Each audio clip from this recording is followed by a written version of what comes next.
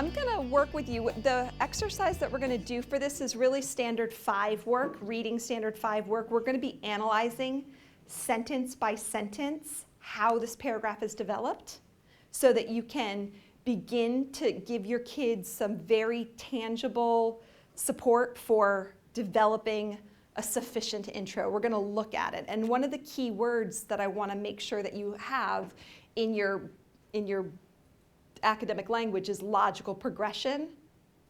That's, I think, the key here. And we're gonna talk about how this is a logical progression. We're gonna talk about thesis and if we see logical progression. So what did you see that was the same, do you think, predominantly, not exactly, but pretty similar in all of them? We just talked about a little bit about how they're all similar in length. Yeah. So the student can't say that they're not being measured on quantity versus quality. Yes, I used to tell my students, I taught AP English for a very long time, and so we had to deal with this all the time, quality versus quantity. And I'd say, you cannot have an amazing essay in too few words. It's very difficult to do that, but you could have a really bad one with lots and lots and lots of words. So you can't just look at quantity in and of itself as a factor. Those words have to be pithy. Those words have to have, force. They have to be persuasive. They have to be good words to get a high-scoring essay. So that is one thing that's a really great lesson that something like this would show your kids. What else? Was there anything else you noticed? Maybe I should, go ahead. It does have the hook for the first sentence, and they're not giving the details, which is good because a lot of students in the introduction want to give all the details. Good, and you noticed that in all 3? Pretty much, yeah. The third one does give an example, but it's not elaborated on as much. So are you looking at 4, the 4? The score point 4, okay. Yeah, they're pretty good. Looking at the 2. Okay. There is a couple like example and trying to elaborate, but it's not much. But still. Okay. They could have left that out. Yeah. Can you guys show me, or with your partners, show me where you think the thesis is for each of these? Where do we think the thesis is? Should be the last sentence. And remember, we've got a thesis there are 2 kinds of thesis, and we're going to talk about them both today. I know there's a lot of debate about which one's better. I don't know if the smartboard will work, but I will attempt to underline for us if it, Or it would be the last, reducing Yeah. car usage has many advantages. okay, but reducing car usage has many advantages. Good. And then 3, it's also the last, but it's a 3-prong. Yeah. Okay, so let's see. It's kind of. Along with limiting car usage come the benefits, right, of happier, less tense individuals, smog and greenhouse gas reduction, and the possibility to get around in an easier fashion without all the havoc of traffic jams. And then in 2, it's the first sentence.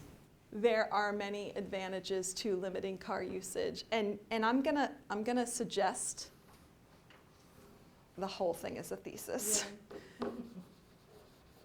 All it did was outline in separate sentences the points that it may intend to make, and I think with some detail. So do you see, just looking at this, if all you do is a thesis study, you say, this one only wrote a thesis for the introduction. No wonder it's inadequate. This one wrote a really long thesis and some other stuff too. And this one wrote a very short thesis that, by the way, didn't outline what exactly was going to be covered in the paper. It didn't do it. It just said, reducing car usage has many advantages. So we call this lots of different terms, but this is open, these are closed. Sometimes these are called the chicken foot, these are pronged, however you want to work that out in language with the students in the room. What are the dangers and what are the benefits of an open thesis with kids? They can get off the topic. Okay, they could get off topic if they have an open thesis very easily, right? You looked at your rubrics and organization is absolutely an element. So what happens if they write a thesis like this and they talk about other things? Do your kids ever do that? They talk about, sometimes they won't even talk about one of the things they put in their thesis and they'll talk about something else. So what does that do to their organization score? It drops it because I said I was talking about these things and then I didn't. What if I talk about them in the wrong order? Drops it. So the dangers of a Prong thesis is there are a couple ways it can kind of mess up, or maybe I shouldn't say mess up, it highlights a problem with organization if you're not a very organized thinker. This, what happens if they leave a point out that they intended to talk about? No one knows. What happens if they add an extra point in that they never thought they were going to talk about, but they decided to? So this thesis, absolutely. If you have an organized thinker and writer, if you have kids that have planned things out, if they write an open thesis, it can't hurt them, right? Closed thesis could hurt a student in a couple different ways, probably not detrimentally, but it really could. Kids that can't write unless they've thought of their ideas and must list them, this will make them not write an essay. So you have to identify your own students. And what I would do is force them to do these in the beginning, or teach this, closed thesis, 3 very careful points. And then when you get to a kid that only writes, and they could write more and they could be better, I have an experiment for you. Other kids can't do this. But I'm thinking maybe we should try you on an open thesis and just see what happens. So I just want you to write the whole time with this open thesis, and we'll see. And so then you might be able to move kids that get this score, that really could get this score, if they had the tools to do that. So I wouldn't suggest this is release them, like the rigor and release concept. Once you know they're ready, release them from closed thesis sentences. And I'm going to show you another reason why. So let's look particularly at this thesis sentence again. And let's look. This had adequate progression of ideas. It did not have a logical progression of ideas. And I know that particular comment refers to more than just what's in the intro. It also refers to kind of some of the organizational elements of the paper. But let's just look at it in the intro. Is this paper, or would you argue that this thesis is in a logical order of points? There are 3 points there. The first one is, along with limiting car usage come the benefits of a happier, less tense individuals. Point number 1. Second point, and greenhouse gas reduction. Third point, and the possibility to get around in an easier fashion without all the havoc of traffic jams. Is that, are they related, these ideas, in any way? Yeah, the first one and the last one can actually go together because of not having to deal with the havoc of traffic. You'll be happier and less. And right, so it makes more sense to put happier comes after this. And where does smog and greenhouse gases relate to any of these other points? Where do we get smog and greenhouse gases when we're dealing with cars? Traffic, right? Mm-hmm. So could we say, think about it for a minute and see if you could reorder these points so that they actually have a logical progression. I think we all agree happiness has to be at the end. If we drive less, not only will we not have traffic jams, but there will be less smog and greenhouse gases. And when there is less smog and greenhouse gases and no traffic, people are happy. See? This way, we have to fight with these things going together, and they're not going to roll out nicely if we just reorder these points. We have a logical progression of ideas, and this paper could probably be that much better simply by following the concept of logical progression of ideas. Just in the thesis alone. Now let's look. This one doesn't even have points in a thesis for us to organize logically. But it says it's got a logical progression of ideas. It's scored there. So let's read it. For years, the United States has been mass producing and using cars. Where did we start here? Are we talking about car usage? We're in the United States, and we're on topic. We're not on point yet, are we? So we started with a topic. We got to cars. It may sound surprising. So we have a lot of great transitions in there, right? It may sound surprising, but America has already reached its peak when it comes to buying cars. So now we moved from just having cars to buying cars. So we've shaped our topic into buying cars. Is that still on point? Because what's on point? What are we supposed to be writing about? Car-free city. So we're not quite there yet. Now we're at buying cars, and maybe we bought too many. Maybe we bought too many. So what's a natural consequence of buying too many? We can see where we're headed, right? Are you seeing a logical progression of student thought here? More and more people around the globe have begun to realize the benefits of using alternative means of transportation. There's our claim, the beginning of it, right? We're getting on focus and we're getting on point. That other people are seeing it. So what is the student supposed to do ultimately?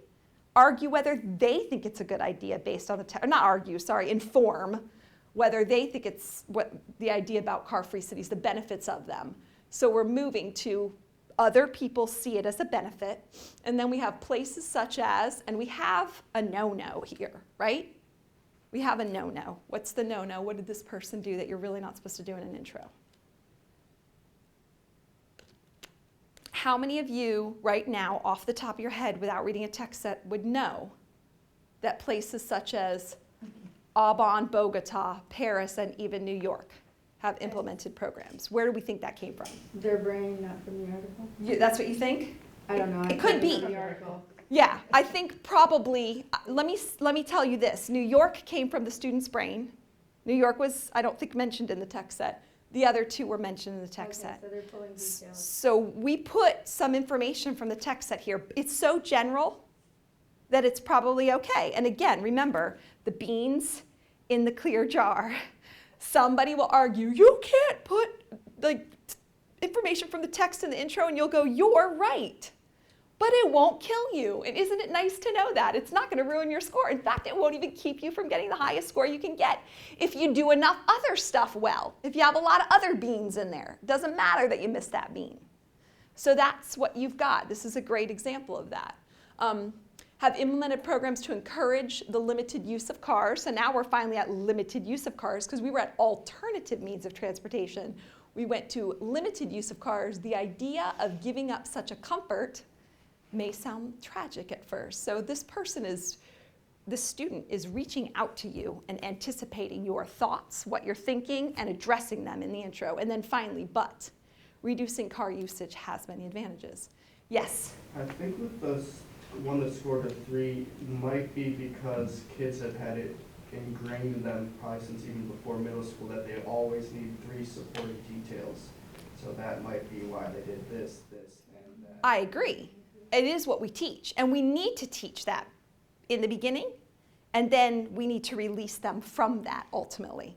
So we have to teach them a couple things, and I would look at these and say the 2 things we teach them is, if you're an organized thinker and you don't need a thesis, you don't need a Prong thesis, and you go. But if you fail at that consistently, if you don't get paragraphs written, if it stymies your progress as you write, then you need it. So it's training wheels. And think of a Prong thesis as training wheels. More sophisticated writers don't need them. Less sophisticated writers, learners, need them. So now, but here's the thing. This passed, or in theory, right? It's proficient. It's okay. Look at the difference in the way that one was written. The advantages that come along with reducing car usage are endless. Are they endless? Do they go on and on and on and on, around the world and back again. So we've got some hyperbole, we've got some overreaching language here that you would want to encourage your kids to avoid. Just like you do whenever you're taking a multiple choice test. If it says always, it's always wrong, right? So same thing here, they're endless. America and the whole world, actually. Do you think the whole world actually? Is that real? No, we've got a lot of language that's a bit hyperbolized, have depended on the car for so long that it's hard to imagine a world more dependent on bikes and public transport or transit than our own personal vehicles. That time has come. This sounds like, to me, an advertisement or like a political speech a kid is hyperbolizing. So, and it doesn't, see how this one started with a topic, right? And then it funneled topic to shape until we finally get to the claim. Claim is at the end. There's a lot to do here. What did this one start with? The claim. This one didn't start before the claim. The advantages that come along with reducing car usage are endless. What did this one start with? Literally the claim. Why are these not as well done? What else can you say when you've dropped the claim in? Once you said the claim, what else is there to say? Now it's time to get to the paper. The claim is supposed to be at the end, right? And then you work backwards from there. How can I get to this claim? And that's when you do kind of that, you might teach a funnel exercise, like let's just talk about the topic first, cars. Then let's move to what we do with cars. We drive them, we buy them, and let's get ourselves down to the claim. Then we can move into the paper. That's how you teach kids to be more sophisticated. I'm going to show you really quickly what I do with this, not just this work, but what I've done with it in my annotations so that you can see this with your students as well and help them see. This is the activity that I would have them do. There are a lot of misconceptions that we hear over and over again when we talk about FSA. One of them is a thesis. A lot of people want to say you have to have a closed thesis, it's the only right way, or you have to have, you should never have an open thesis, or you have to have this. So on the FSA, it doesn't matter which you use, it's what works for a kid.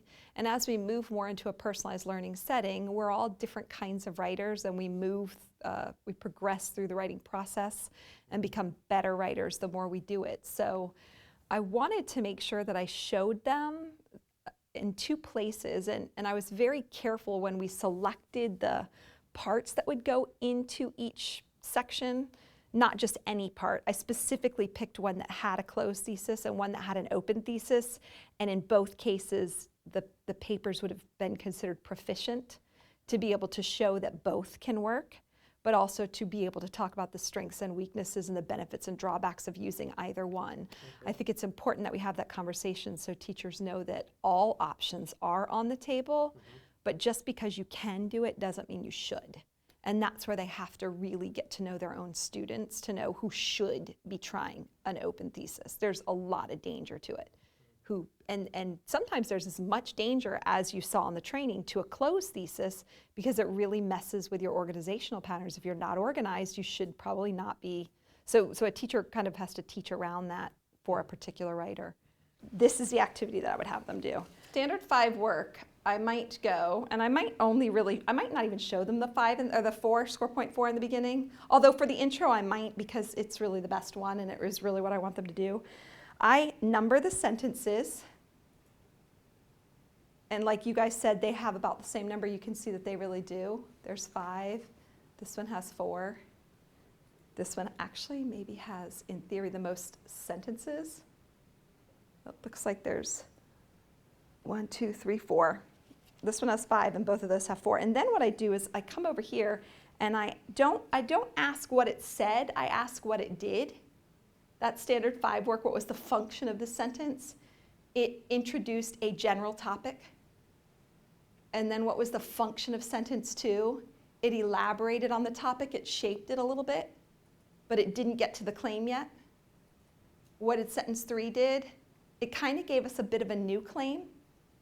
A new idea. We went from cars and buying cars in America to everybody else in the world is More and more people around the globe have begun to realize the benefits of alternative means of transportation. So that's not cars at all, right? That's other things. So now we have a bit of a new claim, but it's a related claim. And then you go here to general, very general support for that claim that was just made, the new claim that was made. And then you finally get to an open thesis after, and it's in conjunction with an opposing argument being addressed. Not that this is an argument paper, but the student still chose to address the problem that you might have with this, of seeing it as a benefit. Somehow the kid knows that I have to write about benefits, and somebody's going to think this isn't a benefit at all and I should address it. So this is standard 5 work.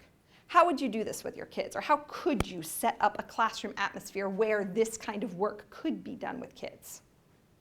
Can you think of ways that you might do that? It's easy to text mark AVID, right? Number your sentences. That's not hard. You have to give them the language of what is a claim. It's a topic and a point we make about the claim. You have to give them the language of claim. You have to give them the language of evidence or support. You have to give them the language of elaboration, and you have to give them lots of opportunities to see those things. Other things I might add, transitions and citations are 2 other things I would want them to possibly see. They're not going to see those here. They're going to see those in the body paragraphs, but I'd give them definitions to those words, and I'd say, now we can talk about literally a summary of what it said, and then we can talk about a function, what it did. It introduced a topic. It provided a claim for a topic. It provided a citation. There was a transition and then a counterclaim. So it's just vocabulary that you teach them, and it's a different way to talk about how we build paragraphs. Can you see that if you can teach the kids this, how they could kind of learn a little script in their head? How do I make a great intro? Oh, I introduce a topic. Then I shape the topic. Then I consider what other people might be thinking about the topic. Then I elaborate on that. Then I write my claim, and I have a thesis. Or see how you could eventually teach them with that language exactly how to write. Sort of scripted, but ultimately, will it look like a script? Not when they write it out. And it won't feel like it, and it'll do what it needs to do. Okay. Any questions? You guys ready to move on? We're going to look at elaboration next, okay? We may not get to conclusions, and that's okay, because it's the same thing. We're going to do the same thing. So you're going to learn language, look at them, see which one's more satisfactory, all that stuff. But I think we've been focusing a lot in the last couple of years on elaboration, so I want you to have an opportunity to look at that. Elaboration, I believe, is on the green page. Is that right? Mm-hmm. And it's front and back, I believe. Is it? That's the elaboration? Okay, so that one's really long. So I'm going to give you, again, more time to read them. Now, I will say this, for sure, with the elaboration paragraph, I wouldn't show them the 4 right away. I'm showing it to you so you guys can see it, because look how long it is. Now, and you have to turn it over. It's not even done. You have to flip the paper over to see. Somebody had a lot of fun with this, and somebody had a lot to say, but I want you to go ahead and read them and start asking you and your neighbor together, how are these things alike and how are they different? Look at the remarks from the scorer and see if you can see those things happening in the paper, and maybe practice numbering some of the sentences, maybe in the score point 3, and seeing if you would be able to figure out what you think those functions are. All right, go ahead.